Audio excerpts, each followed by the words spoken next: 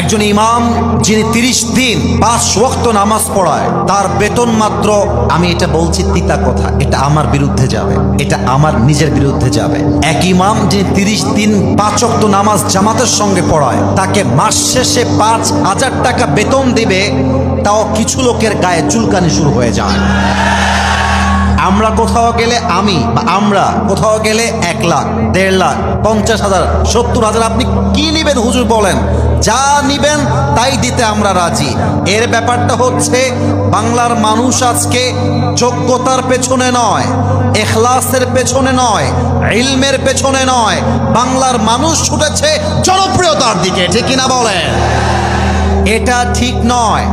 আমার কথা হচ্ছে, একজন খেলোয়াড় যে ক্রিকেট খেলে, তার বেতন যদি হয় 10 লাখ টাকা, 15 লাখ টাকা, আমার দাবি, নিরপেক্ষ দাবি, খেলোয়াড়ের বেতন যদি হয় 10 লাখ টাকা, ইমামের বেতন হবে, খতিবের বেতন হবে 20 লাখ টাকা।